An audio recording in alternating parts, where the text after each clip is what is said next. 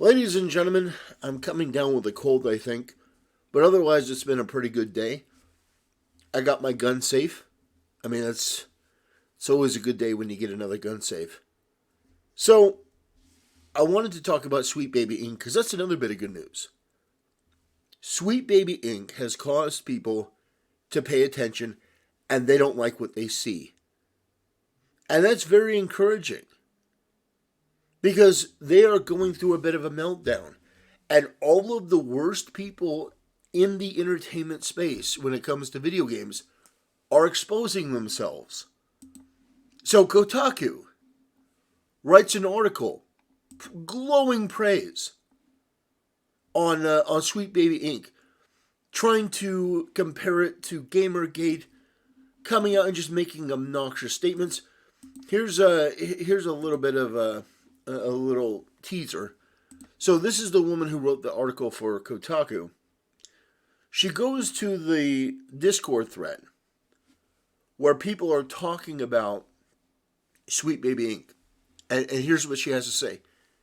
If anyone would like to chat about this Discord and the Steam page, let me know. Thanks. Is there a reason why many of you don't have your names / pictures associated with your account on here? Interesting. Why do you think that? Still here. Just curious if anyone would speak to the creation of the server / Steam page. So you have this person coming in. Hi, would anyone be willing to answer a few questions for Kotaku? Well, no one would, because it would be a waste of time and it's disingenuous and this person's crazy. This is a person that is getting blasted because in response to somebody saying, what you're saying is obnoxious, she actually made the comment that you can't be racist against white people, which I think is pretty racist. If you don't think that a group of people can be discriminated against, you should really reevaluate why you think that. And then maybe just get off the internet. Turn off all your devices. And just live. And don't go back on the internet ever again. If you don't think that white people can be discriminated against, you should just leave. I'm done. I tried using the internet. You know what? Not for me. I'm gonna just go take life as a monk in the monastery. But look at this. Is there a reason why many of you don't have your names / pictures associated with your account here? So this person just casually trying to dox people, just casually trying to get people's information, which is par for the course for the left, which is perfectly reasonable why they don't want to put their name out there. Because these people are psychos. And what I would say is that very clearly something is happening. I'll give you an example. So this was Sweet Baby Inc.'s mission statement before. Founded in 2018, Sweet Baby Inc. is a narrative development and consultation studio based in Montreal and working around the globe. Our mission is to tell better, more empathic, really more pathetic. It says empathetic, not empathic. Empathetic, just the emphasis on pathetic. Stories while diversifying and enriching the video games industry. You don't enrich or diversify anything. You are a hegemon, filled with a mentally ill group of left-wing cultists that are vicious, cruel, and stupid. We aim to make games more engaging, more fun, more meaningful, and more inclusive for everyone. By the way, when they use the word inclusive, they mean exclusive. They're not actually talking about inclusivity. So here they changed it. We begin with an all-hands review and discussion of the project material. Everyone at Sweet Baby sees your project and shares their thoughts, feelings, and ideas. We do this because it kicks the project off with a multitude of perspectives, all of them based around a left-wing cult orthodoxy, which people genuinely and generally despise. Beginning with a conversation that ensures the work is richer and more resonant before. So you notice how they sort of changed. You notice how they sort of changed the terminology, thinking that this would solve the problem. We then create and complete narrative deliverables by keeping the player in mind. No, you don't. With a focus on user experience and emotional design, we aim to consult with honesty, transparency, and a conversational approach to help find the best direction for your project. Bullshit. This isn't fooling anyone. And so, what I will say is that this company may have had their reputation destroyed. Good. But there will be more. Oh, believe me. There will be other incarnations. There will be other iterations, which is why people should remain vigilant. They should be aware of this stuff.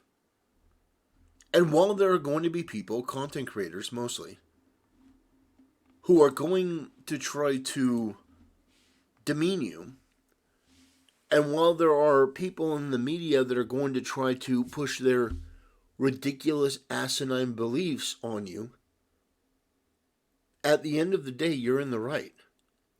What these people believe is evil, it's hideous, it's heinous, and it's wrong. What this person is saying here is wrong.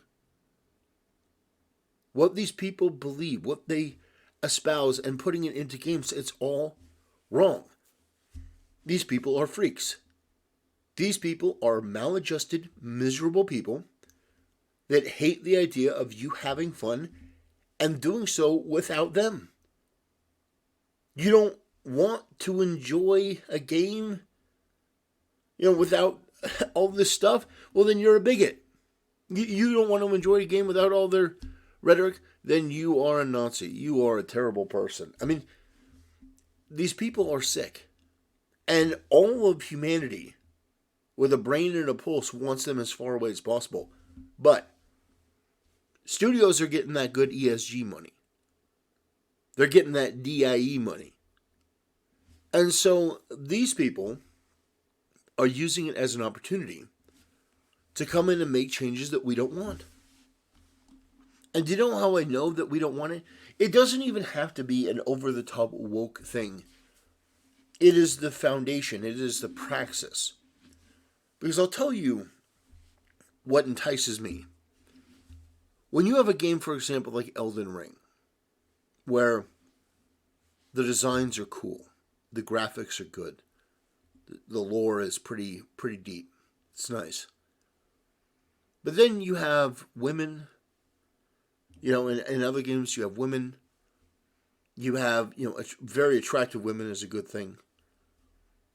Women who are allowed to wear clothes that, maybe are a little bit revealing, but it's a fantasy. Men who are strong and brave and masculine and courageous.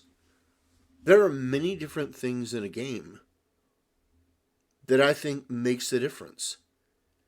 And a lot of that has been taken out of gaming. Because these sick, craven people don't like the fact that you like that. It's why they hate Helldivers, believe it or not. Because Helldivers doesn't have any of their propaganda in it. It's just a, tongue-in-cheek Starship Troopers, spin-off movie. It's not really a spin-off. My point is, it's fun. It doesn't have anything to do with them, and so they hate it. So my point here is to be ever vigilant against what these people want, because they are ever expanding. They are a horde of people that will never rest. They will never allow you to just enjoy what you want to enjoy. Because they have the most miserable, worthless, meaningless lives you can imagine. They wake up every day. They have no friends. Their family doesn't want anything to do with them. They're not married. They don't have kids. They are alone. They are getting into, they're almost like middle age. Like they're getting up there in years. and they've got nothing. Maybe they got a cat. And these people, as soon as their head leaves the pillow, they're online. They're talking about something to be bothered by. They're scouring their little forums and their little things for what am I going to be outraged by today?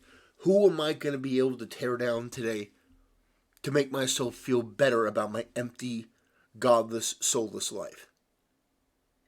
And at the end of it, you, no matter who you are in a better position than these people in life. Because you have something that you actually care about. You care about Tifa from Final Fantasy VII. You care about these characters. Yeah, you also care about big tits. Or maybe you don't like big tits. Maybe medium is for you. Maybe you're an ass man. Whatever it is. You care about something. And it doesn't have to be tawdry. It doesn't have to be degenerate. You can just like a beautiful woman. And you want to be the hero that saves her and slays the dragon. There's nothing wrong with that. But to these people, there is. How dare you? How dare you not ask her consent before you rescue her and, slay the dragon? What if she doesn't want to be rescued? What if she wants to be empowered and rescue herself? It's like, well, it's a fantasy. It's not real. It's meant to be a bit of escapism where you can put your brain to work on this other fantastical thing that reaches the limits of human capacity. It is art. And so whenever I see these people meddling, it's akin to these, just stop oil freaks dumping cans of paint on these beautiful pieces of art and then giving some speech. It's offensive to me. Their existence is offensive. It should be offensive to you as well. Because they are polluting the creative process.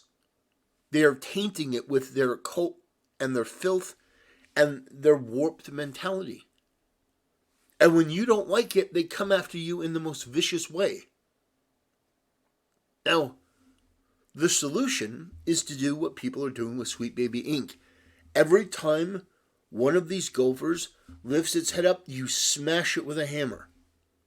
Metaphorically, of course, I'm making a reference to an older video game, whack-a-mole. You don't actually take a hammer.